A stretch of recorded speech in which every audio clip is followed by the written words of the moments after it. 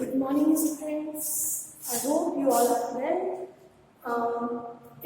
As we are discussing, हम already discuss कर रहे हैं chapter number 5 states of matter और उसमें हमने different types के laws जो है वो हम explain कर चुके हैं.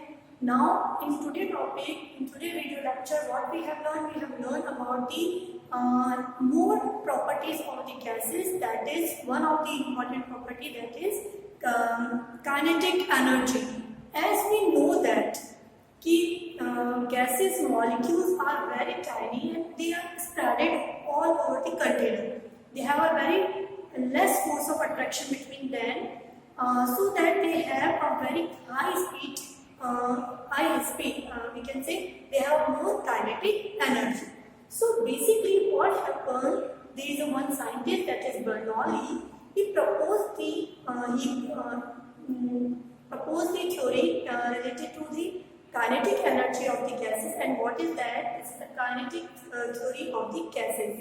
Okay, now what is this kinetic theory of gases? What is the importance of the kinetic theory of gases? कि kinetic theory जो है हमें explain करती है कि किस speed से gases molecule जो है they will be move in the movable nature, या they have what kind of speed basically. तो बर्नौली ने इसको प्रपोज किया था और they will be extended by different scientist.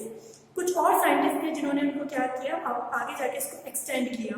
And what are the main postulates of this kinetic energy, kinetic theory of the gases. The first important postulate of this kinetic theory is that, as we know that the gaseous particles are very small particles. Okay, and these small particles जो है they are very tiny particles and they are dispersed all over where they are present. If they are present in the container, then they will be dispersed in all the containers. Whenever the vacant space is there in which gaseous particles are there.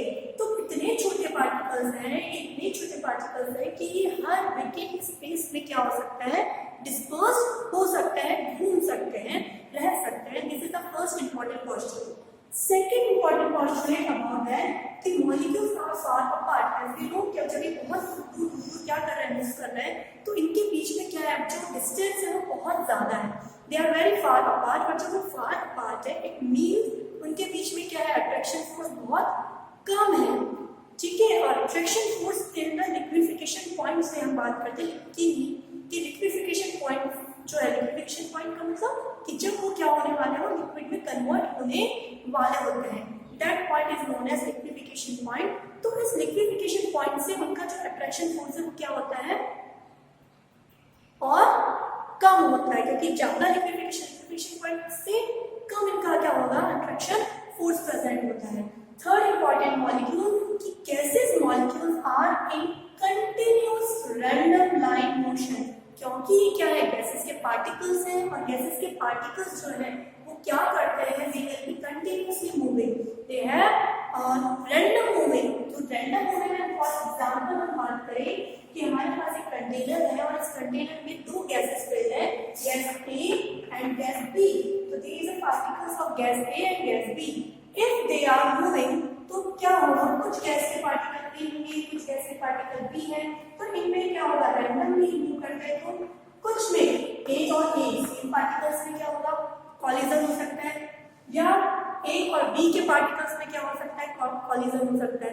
यानी कि they are randomly movable in the container और in the space where they are present. तो basically they have a random line motion. ठीक है, इनके पास क्या है, random line motion है, इसलिए दे कोलाइड फ्रीक्वेंटली. बार-बार इनमें क्या होता है, कॉलिजन होता है. Now what type of collision it is, the collision तो हो रहा है, लेकिन this collision is always a elastic collision. What do mean by the elastic collision?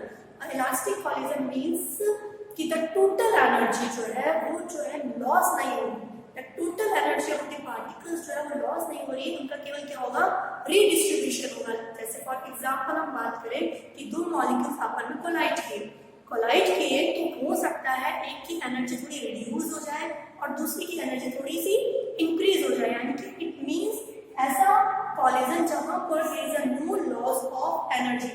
Energy का बिल्कुल भी लॉस नहीं हो रहा है, लेकिन उसका क्या हो रहा है, रीडिस्ट्रीब्यूशन। वो टोटल एनर्जी है वो डिस्ट्रीब्यूट हो रही है, अरेंज हो रही है वापस।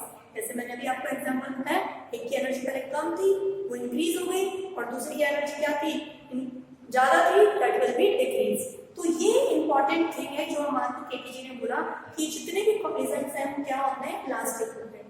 थर्ड नेक्स्ट इंपॉर्टेंट पॉइंट कि जब ये स्पीड में होते हैं, इनके ऊपर कॉलिजन होता है, तो there is a no effect of the gravitational, कि इनके ऊपर ग्रेविटेशनल का जो इफेक्ट है, इनके हम नो इफेक्ट तो नहीं बोल सकते, नेग्लिजिबल इफेक्ट होता है। इसलिए ये ग्रेविटेशनल फोर्स से ज्यादा अफेक्टेड नहीं होते हैं।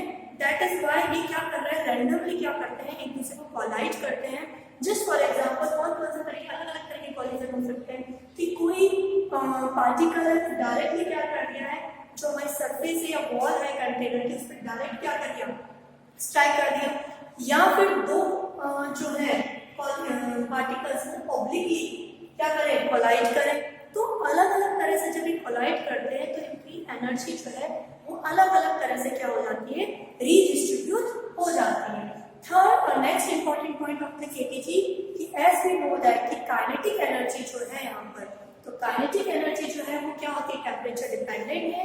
इट मींस जब हम इन पूरे जितने भी गैसेस मॉलिक्यूल्स हैं इन सबकी काइनेटिक एनर्जी को कैलकुलेट करें और एक एवरेज काइनेटिक वैल्यू जो है, काइनेटिक एनर्जी वैल्यू कैलकुलेट करते हैं, तो एवरेज काइनेटिक एनर्जी की जो पार्टिकल्स की है that is directly proportional to the temperature. इसका मतलब कि हम जब टेम्परेचर बढ़ाएंगे तो काइनेटिक एनर्जी इंक्रीज होगी। जस्ट फॉर एग्जांपल मान लिया हमने कि दो मॉलिक्यूल्स हैं ए और बी, जब ये आपस में कोलाइड करते हैं, बिफोर कॉलिजन का मास क्या हमारा, इसका मास ma है और इसका मास mb है, इसका मास mb है।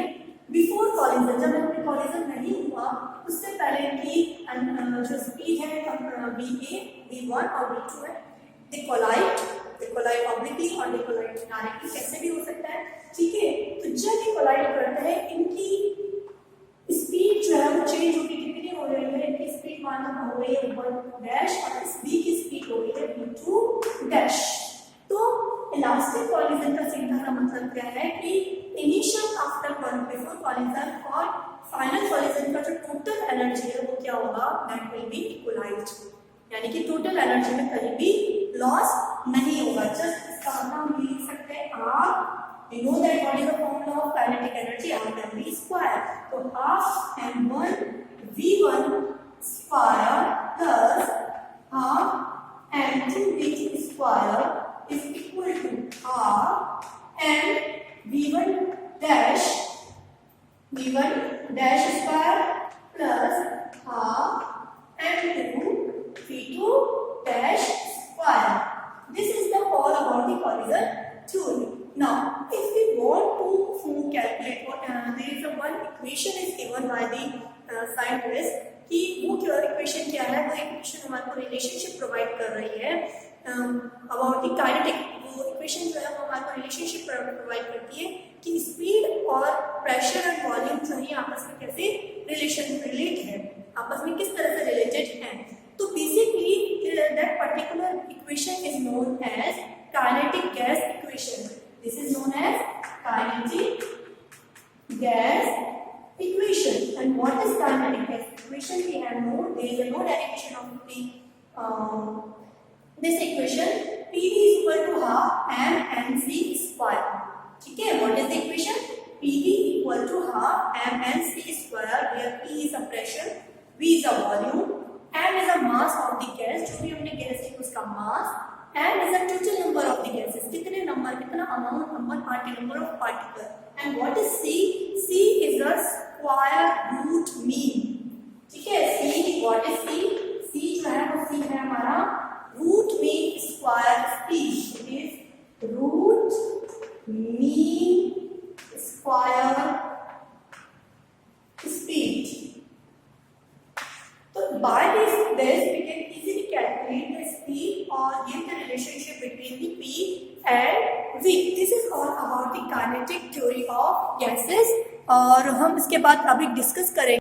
So let's start कि अब हम डिस्कस करते हैं कि after the kinetic theory of gases हमने बात करी थी कि हर कुछ गैसेस जो हैं डिफरेंट लॉज जो हमने डिस्कस की और वो लॉ कुछ जो हमने डिस्कस किया उसके बाद हमने एक इक्वेशन निकाली थी, that is ideal gas equation.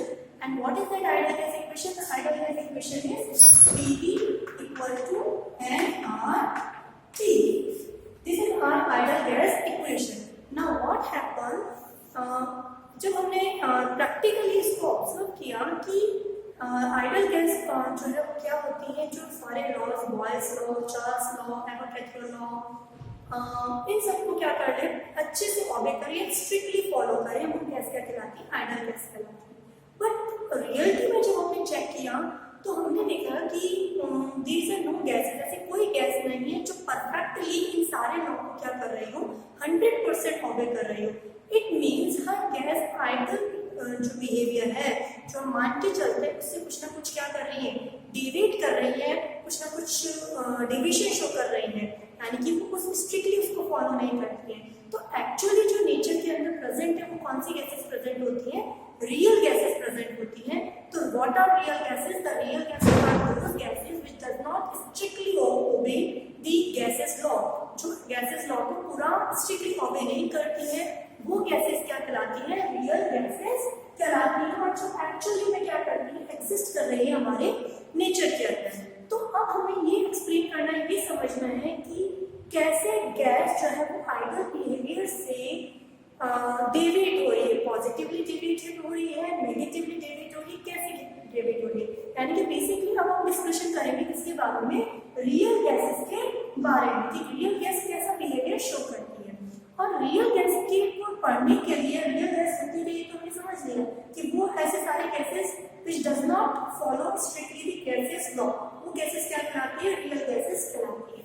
But अब हम ये बात करेंगे कि रियल गैसेस कब हमारी तरह, मतलब कब एकदम क्या कर रहे हैं परफेक्टली, कब हम बात करेंगे कब ये आइडियल गैस की तरह बिहेव कब कर सकती है। ठीक है, तो बेसिकली ये obviously gas equation at low pressure and high temperature, यानी कि एट लो प्रेशर और हाई टेम्परेचर पर ये जो हमारे रियल गैसेस है that will be behave as a ideal gas. तो गैसेस जो हैं, जो हमारे रियल एक्चुअल में जो नेचर में एग्जिस्ट कर रही है गैसेस, वो क्या कर रही है, कुछ सर्टेन टेम्परेचर और प्रेशर, टेम्परेचर क्या होना चाहिए, लो प्रेशर और हाई टेम्परेचर पर ही क्या करती है, आइडियल गैस की तरह बिहेवियर शो करती है। ठीक है, और आइडियल बिहेवियर हम इसकी बात करें कि हम कैसे पता लगाएं कि वो कैसा डेविएशन शो कर रही है, पॉजिटिव है या नेगेटिव, या उसके ऊपर प्रेशर का या टेम्परेचर का क्या इफेक्ट पड़ रहा है। तो उसके बिहेवियर को चेक करने के लिए हम यहाँ कैलकुलेट करते हैं, there is one important factor that is compressibility factor.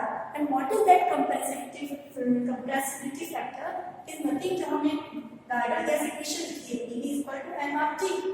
ठीक है, तो यदि मैं इसका क्या रेशियो लूं तो ये क्या होता है, कांस्टेंट आएगा, जिससे मैंने क्या बोला है, कंप्रेसिविटी फैक्टर। कंप्रेसिविटी फैक्टर जो है वो हमें पता है, कंप्रेसिविटी फैक्टर का सीधा सा मतलब है कि वो गैस कितनी कब कंप्रेस हो रही है। हमें मालूम है कि प्रेशर बढ़ाने पर जितना अमाउंट में प्रेशर बढ़ाएंगे उतना उसका वॉल्यूम क्या होना चाहिए, कंप्रेस होना चाहिए, that particular gas behave as a ideal gas, है ना।